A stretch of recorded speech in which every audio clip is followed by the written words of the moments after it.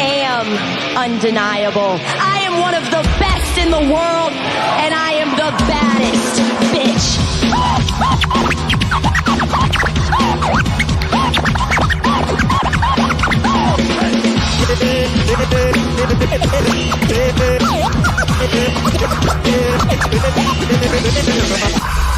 I'm one of one. I'm number one. I'm the only one.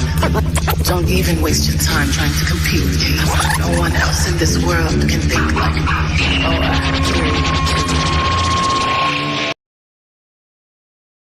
Well, we're back again, guys. But this time we're going to talk about something I really adore, and that's the scratch DJ, turntablism, the art form. The men and the women that do this craft today have perfected it in a way that no other can say. This element of hip-hop has always been my favorite since I was a kid. I mean, I was instantly hooked when I heard Grandmaster Flash, Spinderella. I've heard so many great DJs that I want to share some of these with you. So let's do this. Let's get into the second element of hip-hop and learn a little bit about the craft. And we'll understand more about the culture. Remember, guys, always give props to those who come before you and never disrespect the culture. That is the biggest beef that people have with it. We have DJs from all over the world, MCs from all over the world in all different colors and sizes and shapes now. And that's what makes this culture so diverse. But you have to remember the rules. All right, guys, let's get into this shit. And yes, his name is just as dirty as his scratch. And trust one thing, this man will show you how to turn a table on a scratch table. His views and his points on scratching, he is amazing. He's a Canadian DJ and a producer. He's been doing it. He's better known as his stage name, Scratch Bastard. And let's get into some of his stuff, okay? He is now a record producer, and he is a 3-time Scribble Jam DJ Battle winner. He is a first ever Canadian DJ to be nominated for the Juno Award for Producer of the Year in the element of hip-hop, which is a very big feat for a lot of people. To know this stuff about these people and to know that they come from humble beginnings, just like everybody did in the beginning of hip-hop. It's hard to put into words the amount of art that they create on a table. He's been doing this for, I don't know, probably, I'd say from 2001 till present. I think I might be quoting that, but I'm almost positive. His label is called First Things First, and he has a home and origin in Nova Scotia, Canada. He is a hip-hop turntablist, and that's his title. That's his job. He has a website if you want to check him out. His website is www.scratchbastard.com, and let's get into it. Okay, let's show you what Scratch Bastard can do and why they call him the Scratch Bastard, because he's a cocky shit.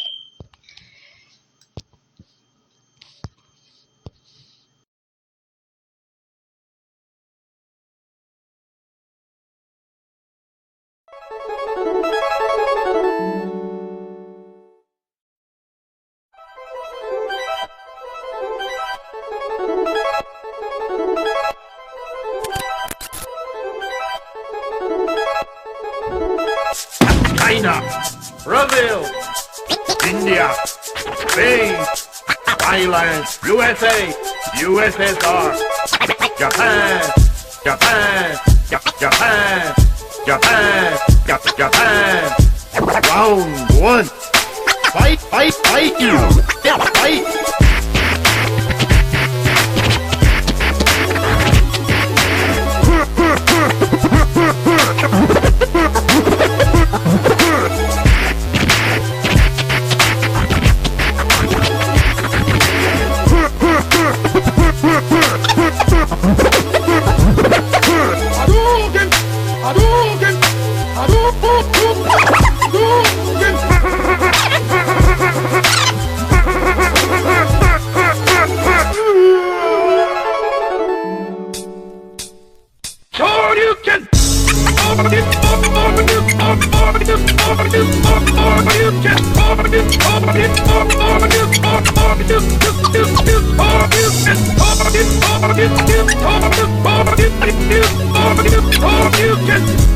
Round 2. Fight! Fight! Fight! Fight! Fight!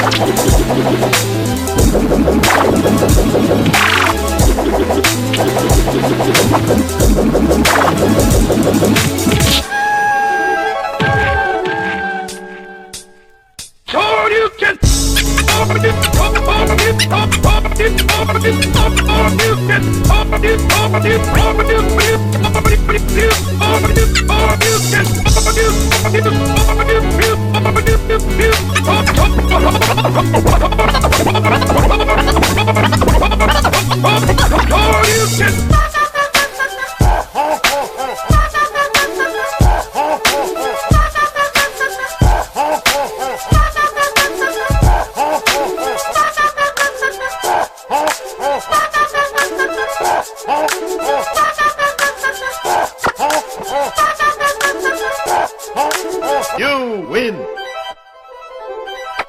Perfect!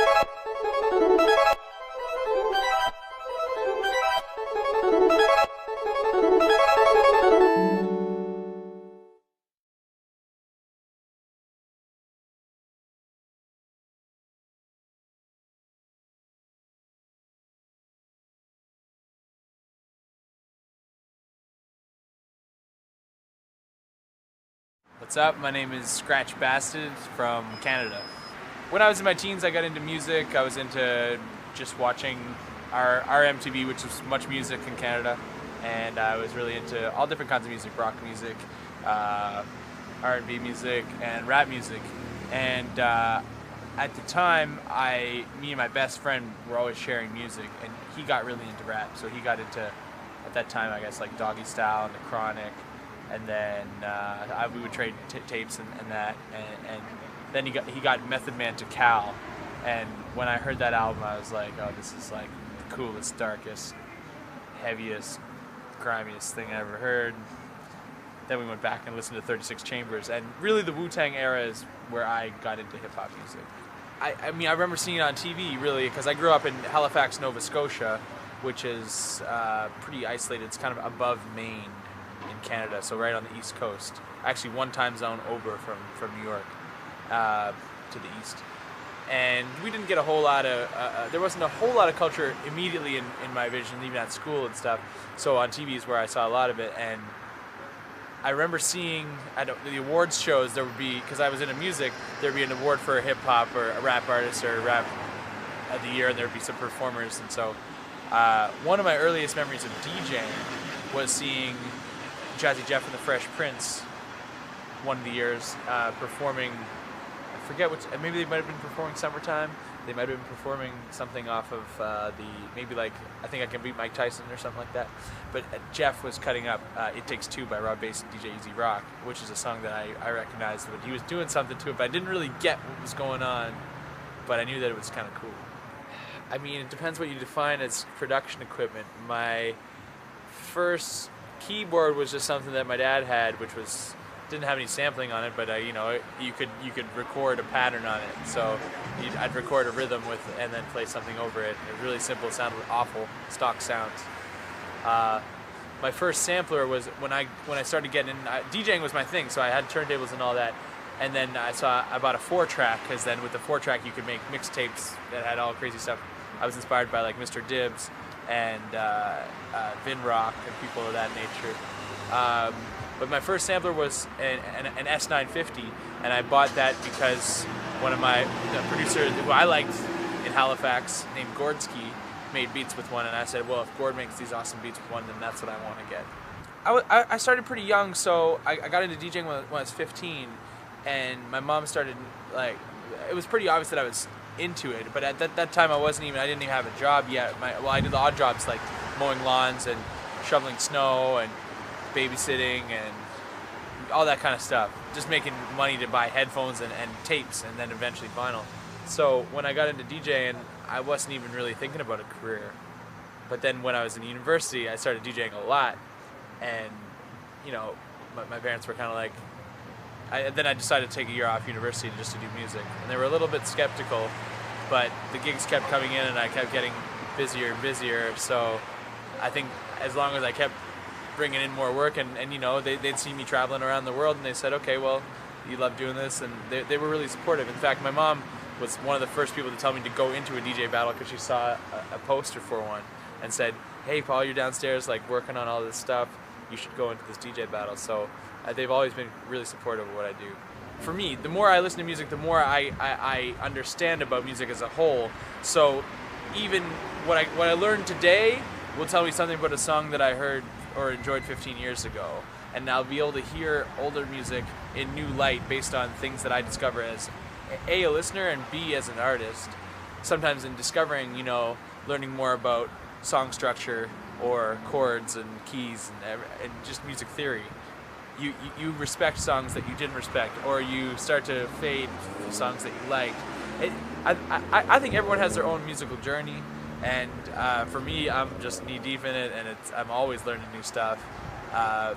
And I guess it just inherently inspires me because I love music, and I find inspiration in all sorts of music that, you know, changes my direction. And more than anything, music just makes me really happy, and I love to share it, and I think that's what makes me a good DJ.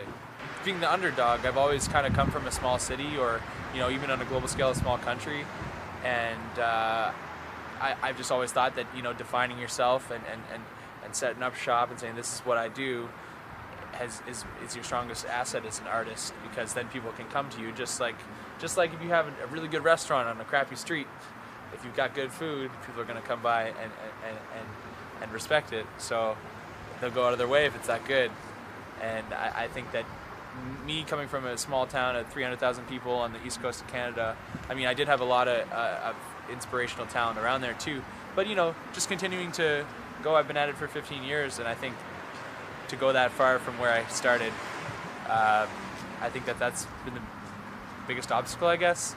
But it's also made me sharp and good at what I do. Music has brought a lot of happiness to my life and brought a lot of people together. It was always something that was around my family when we would have parties, and I think it brings people together, and I want to know that my music brought people together and it made people happier. Okay, our next scratch DJ is a woman, and she hails from the country of France. So I can't find really an interview with her if I'm doing this in English, where you'll understand her unless you speak French. And I speak French, but I don't think a lot of people that are going to watch this do. If they do, I apologize for not posting it. But instead, you've seen Scratch Bastard do that melody that he did of his game, Street Fighter there.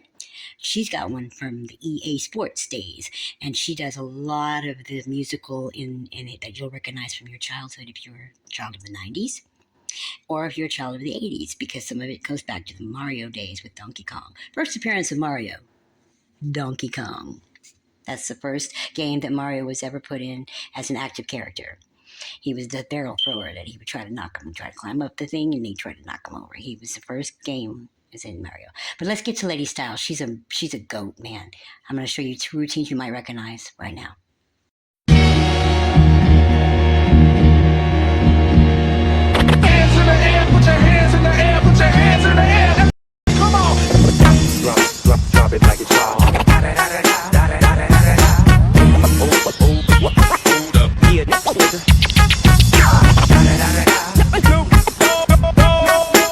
it like it's hot.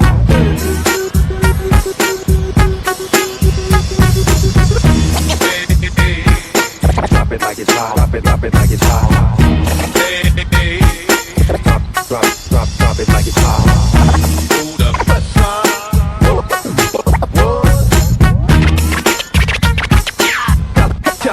California love. Yeah.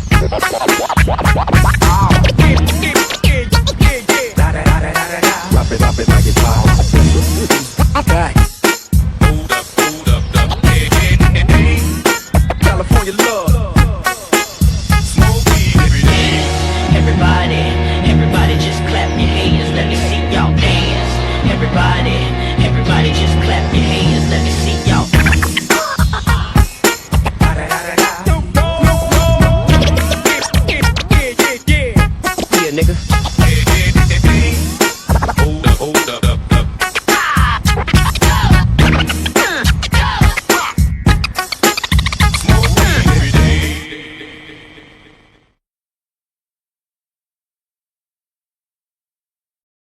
EA Sports. It's in the game. EA Sports. It's in the game. EA Sports. It's in the game. EA Sports. Game. EA Sports. Game. EA Sports. Game. EA Sports. It's in the game.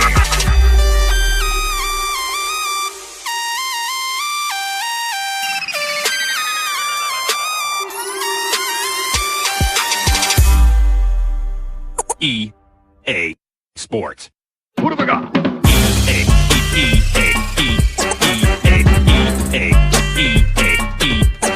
EA Sport.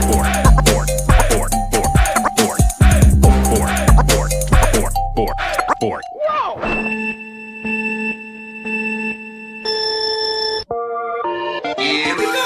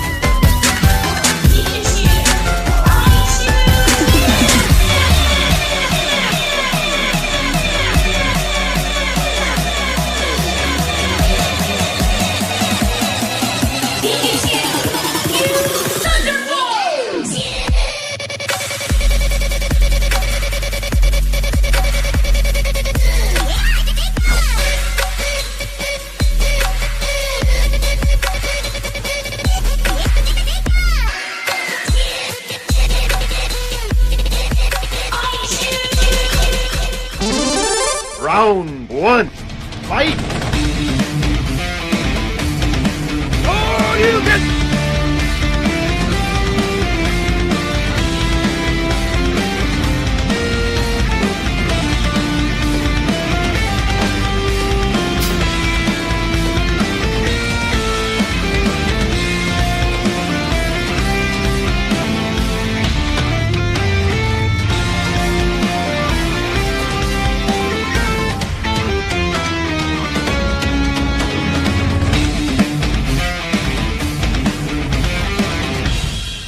This next DJ, he is amazing, but he's a world champion 7 times. Now, let me read a little bit of a passage that I found on him, and he's one of my favorites. I use a lot of his music in my graffiti pieces when I set them online or when I go out into the actual live shows. I use a lot of his music because he's amazing. With 7 world DJ championship titles to his name, DJ Vecht is one of the most decorated competition DJ of all time. Besides DJ Qbert of the DCM World Champion, which, by the way, I follow every year. If you guys have never done it, you can follow it online. It's amazing. To date, he has amassed over 5 million views on YouTube, just making one of the most watched DJ sets ever. You're going to recognize this man because if you know anything about the DJ scene, you're going to recognize a lot of this. After taking over the DJ battle circuit, Beck switched gears to focus on scoring the children's TV show The Three Agmenots, I think is how you say that. The show debuted on Canada's leading cartoon network in 2017, featuring an original score of over 50,000 produced, mixed, and scratched musicals by DJ Beck. A party tracks he played on festival stages, tribal gatherings, and in Panama City, stress-free festivals in New York City and the USA, and the world, Auckland, New Zealand. He's played in British Columbia. He's played in Montreal. He's played in Connecticut. He's played in Saskatchewan. I don't know why they threw Connecticut in there like that. Seattle, Chicago, Texas, everywhere you can actually think to be. Now, the championship one that I love that he did is the 2015 Online World Finals, where he tells a story, and he also has a little game at the end. DJ Beck is one of the best DJs I've ever seen, besides DJ Fong and DJ Hubert. There's so many. DJ Spinderella, the DJ that was with the Beastie Boys, I can't remember his name right now, but I will. But anyway, let's get to DJ Beck. Let's 7-time world champion. It takes real major skills to do something like that. So here we go. Nowadays, people tend to look over the real art of DJing. It's more than standing on top of the DJ booth with your hands up. So I'm going to tell you a little bit about scratching. This is what keeps me passionate about DJing. Rhythm, you have it or you don't. You don't have rhythm, you have it or you don't. You don't. Oh!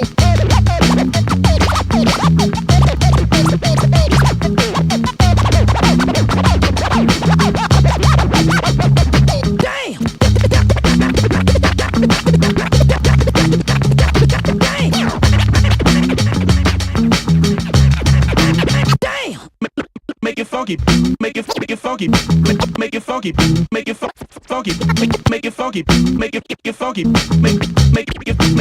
make it funky.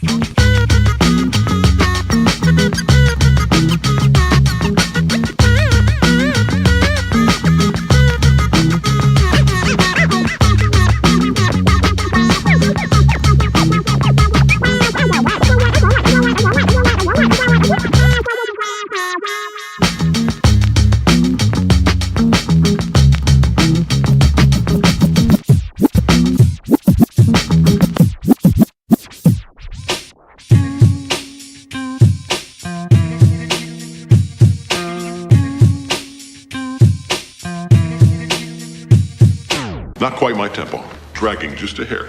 It's all good. No worries. Here we go. 5, 6, and...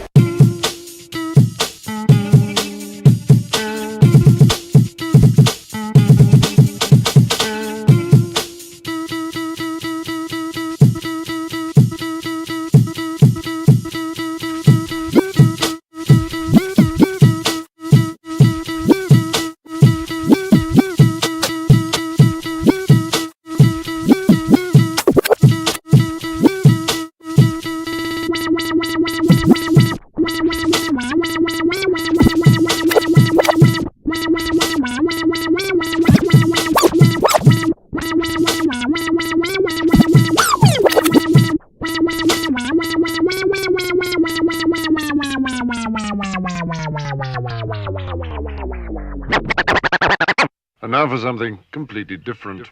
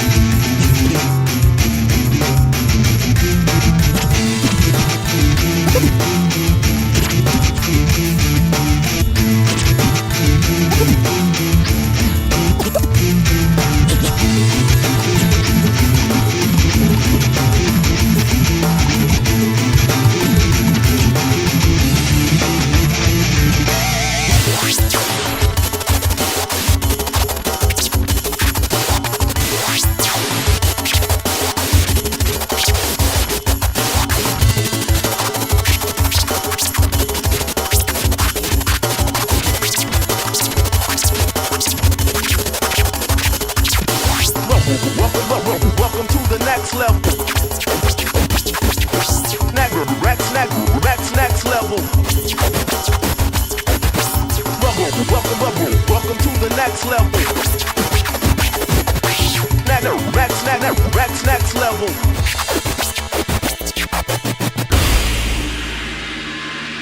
You think it's a game? You think it's a video game?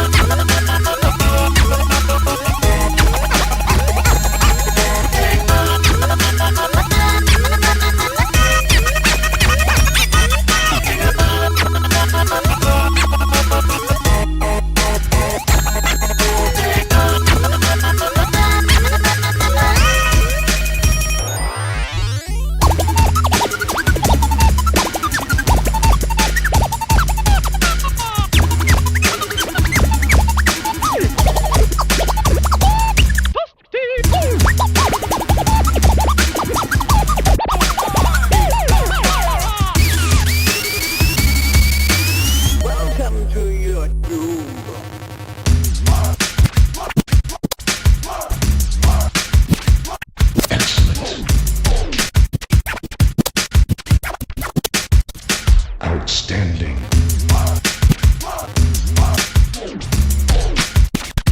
Superb. Finish him.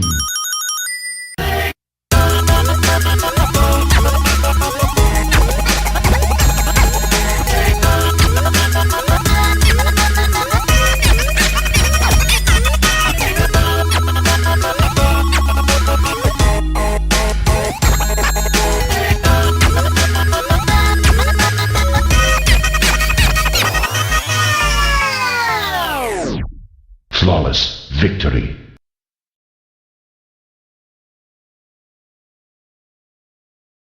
This is DJ Vect, 2015 DMC World Champion. I'm here at the Great North Battle.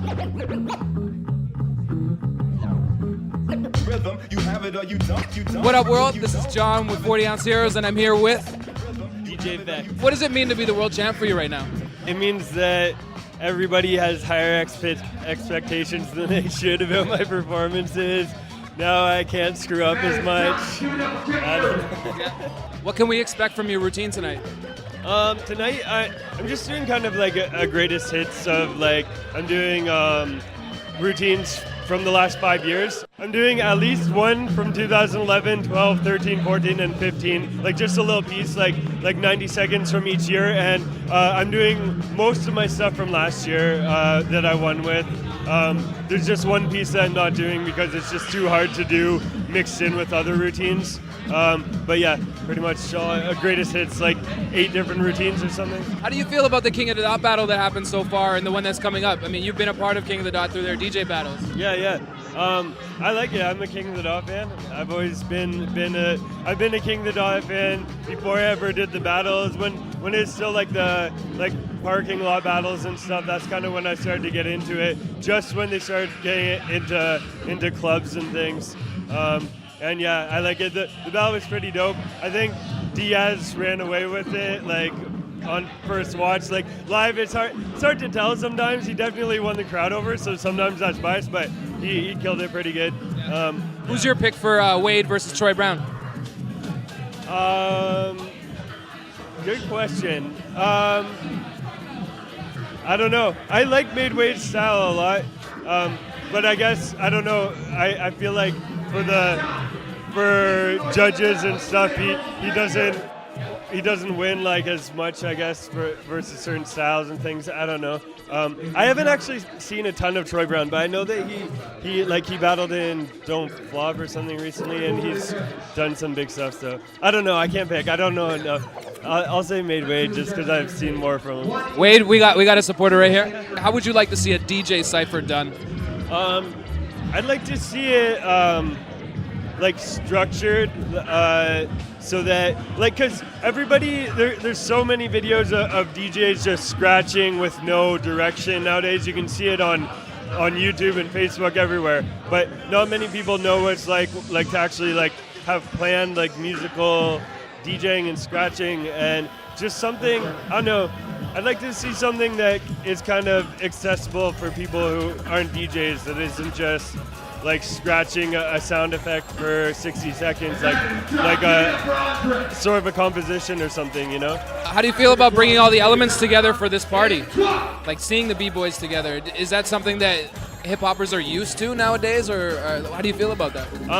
I don't think so. This is one of the only events, I guess like Manifesto ties it together pretty good, but for like just a one event, like one-off type of thing, this is one of the only ones I can think of that really puts all the elements in. Like King of the Dot sprinkles it in occasionally, but they're really rap focused and stuff, and there's not many events that pull it all together and do it well too. So it's pretty cool. Everything seems to be going well so far. The beatboxing's obviously like the focus, but it's going really sick. The rap battle was good. I'll hopefully not drop the ball when I showcase. So you're gonna have the whole crowd here. You're closing the night down pretty much. That's gonna be dope. This is DJ Vec, 2015 DMC World Champion. Just like to give a shout out to 40 Ounce Heroes, King of the Dot, and Beatbox Canada for throwing this awesome event.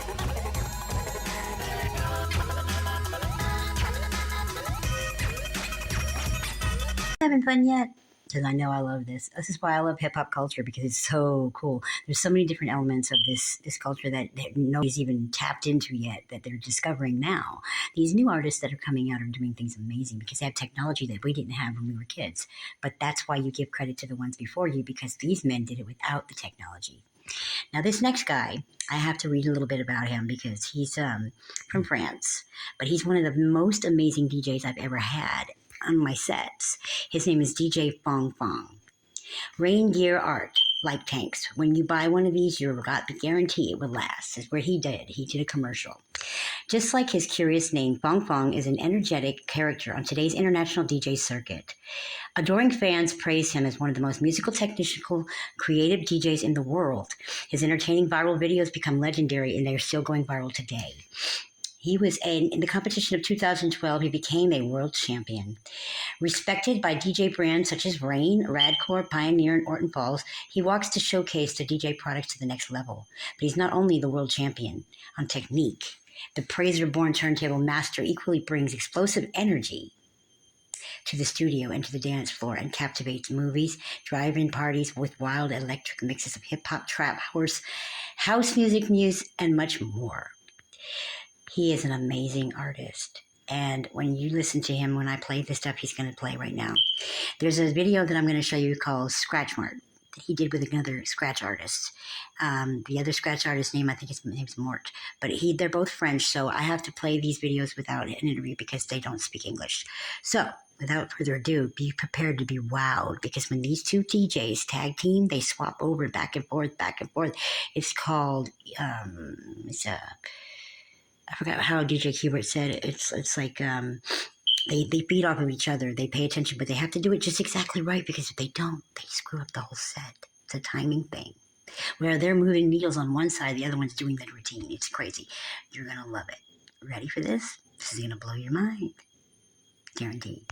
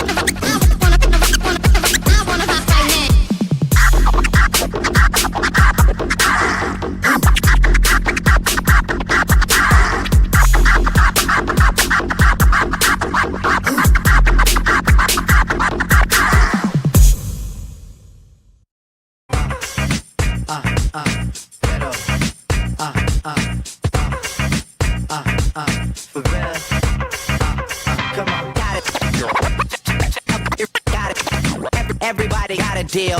Everybody got a deal. Everybody got a deal.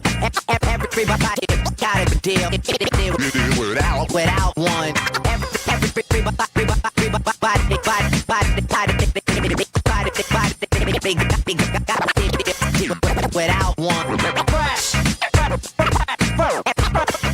Deal. Got it. I did it without one. A hard time if your motion is stiff. Let me move some things around because the lyrics is ill. Abstract, you know my sticky D in here.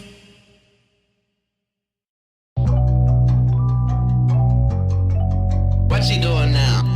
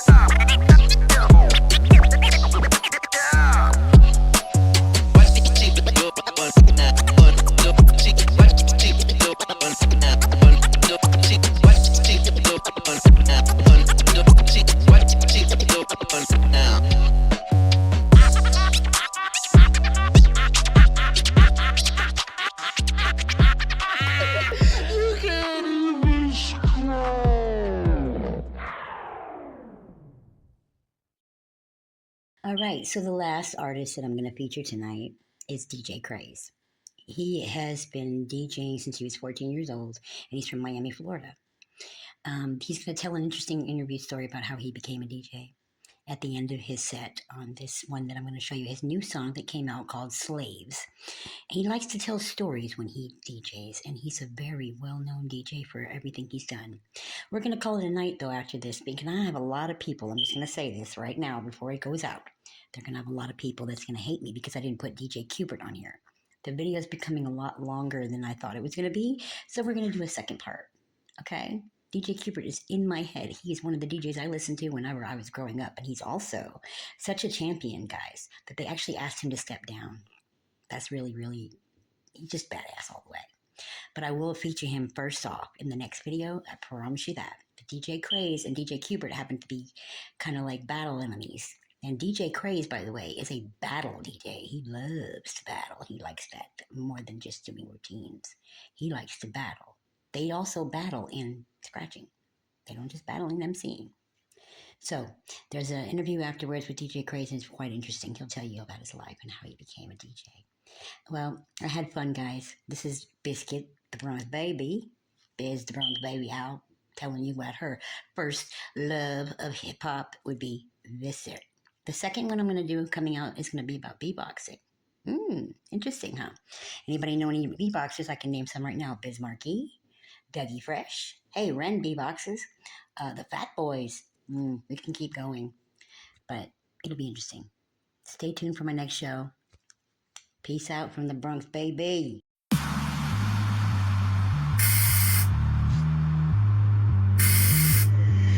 DJs are everywhere. You know why everyone thinks they can DJ? Because everyone can. It's easy.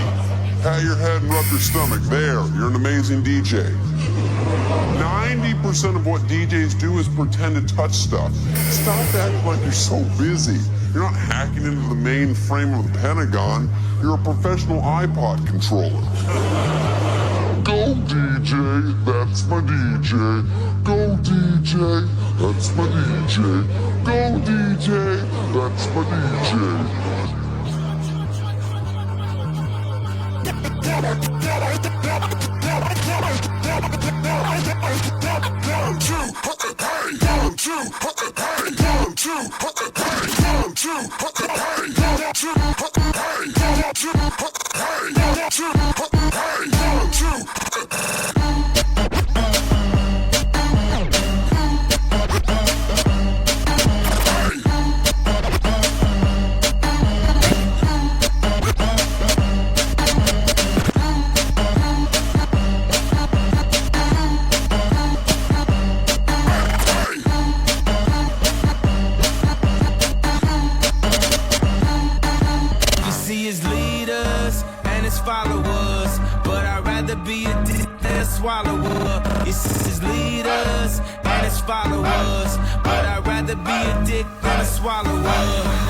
Okay, for me, first of all, dopeness is what I like the most. Dopeness. People who want to make things as dope as possible.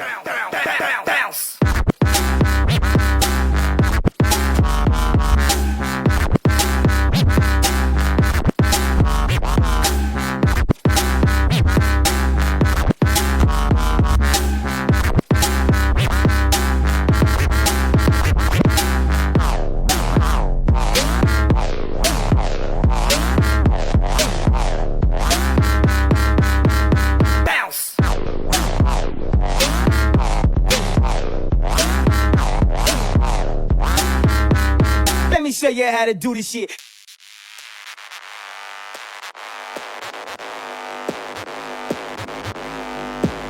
Let me show you how to do this shit. Go. Go. Go. Go. Go. Go.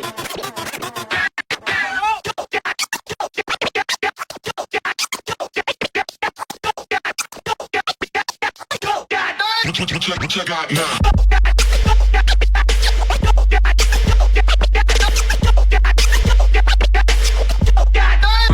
Break it down.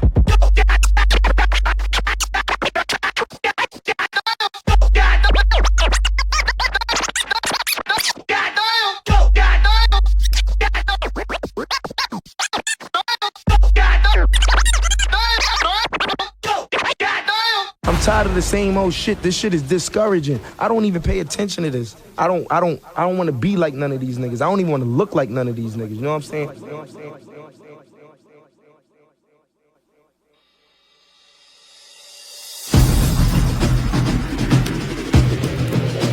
Daddy Dollar. DJ Craze. Turn up. Bow down, bitches. Let's go. What goes around comes around. I'm about to shoot me a movie now. And I be representing my damn town. Either duck or fuck nigga bow down.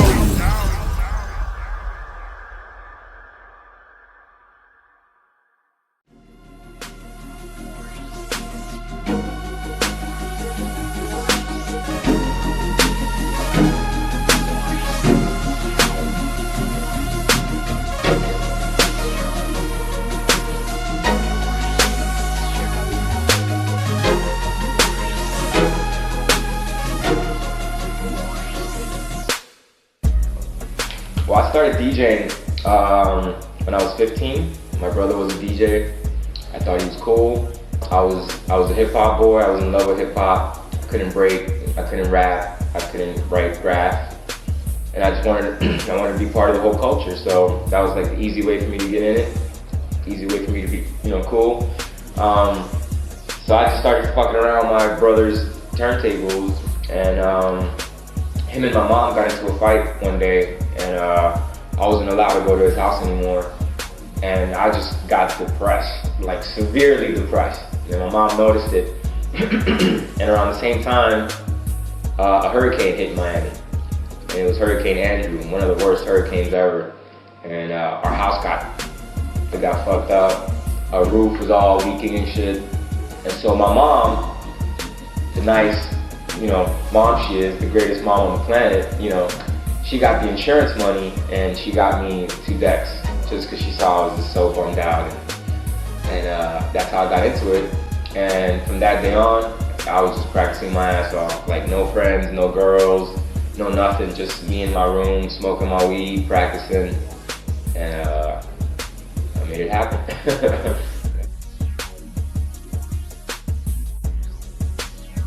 The first DMC was in Paris, and it was again my main competition was A-Track, and he was 16 at that time. So he had all the hype on him.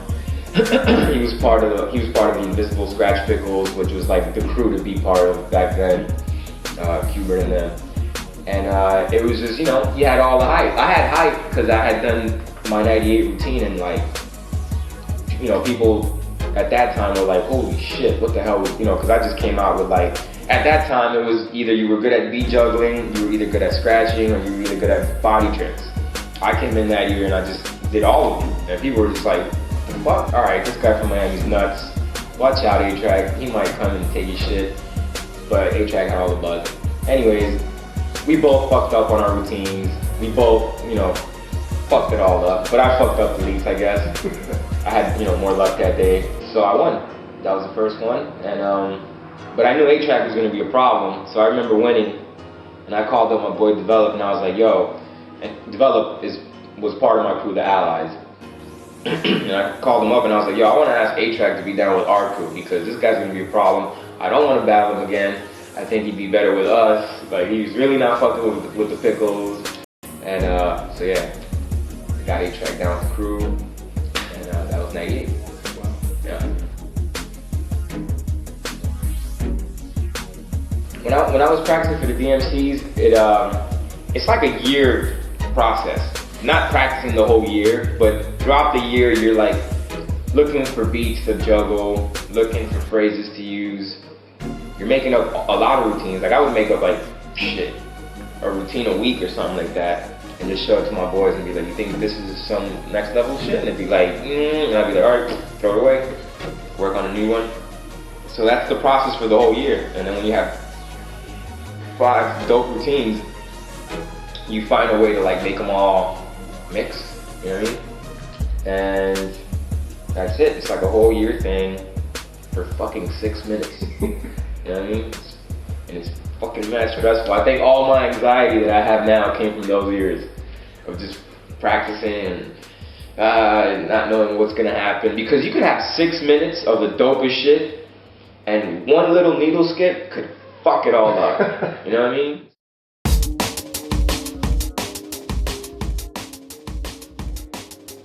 That's what I was big on for like since like after I did the whole turntablist shit. I just wanted to get away from that world because like everybody was gunning for me. You know what I mean? Everybody was just like, when you're on top of your game, everybody hates you. You know what I mean? Like everybody wants a piece of you. Everybody wants to try you. Everybody talks shit about you. So after I won the 3rd time, I was just like, all right, how far away can I get from turntablism? Drum and bass. You know what I mean? And I got into the whole drum and bass world because I love the bass line and I love the vibe. And I was doing that for a while. I was in the UK for like a long time. Like I was gonna move here for like a minute because I was out here so much. So yeah, drum and bass is a big part of my life.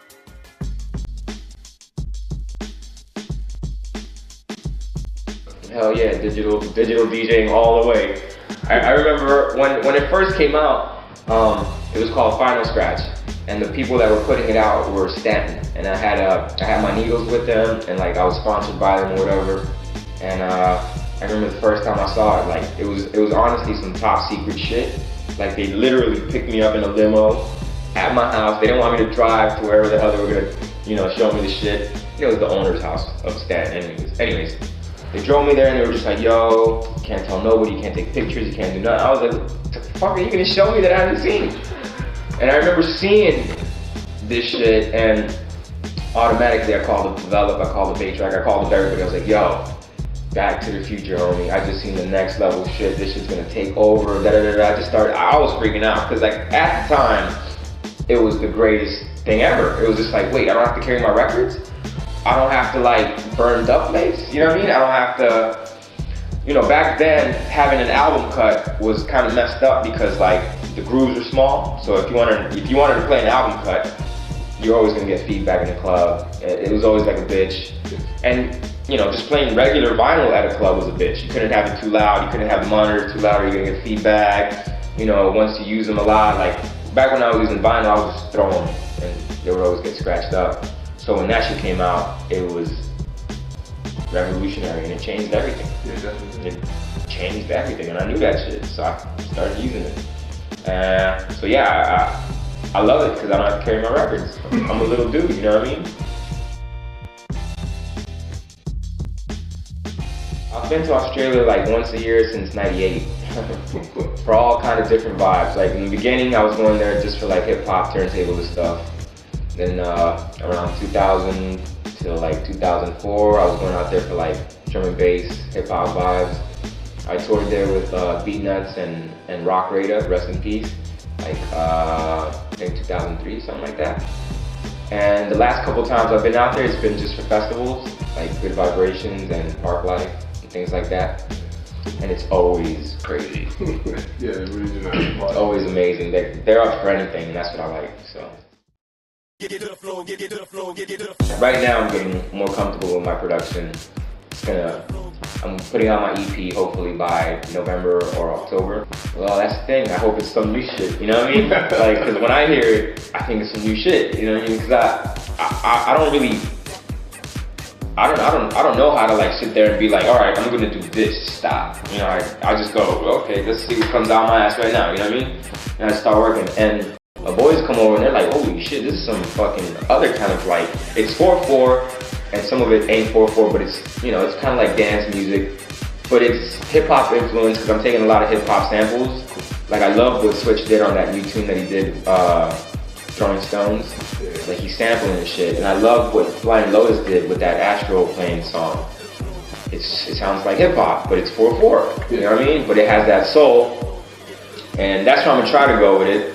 I'm sampling a lot of shit and scratching. I think house music in general is missing cutting. You know what I mean? I don't know why people haven't thought of it yet. And there's a lot of bass line. I'm gonna be using a lot of bass line stuff, and I hope it's something new, and I hope people like it. If they don't,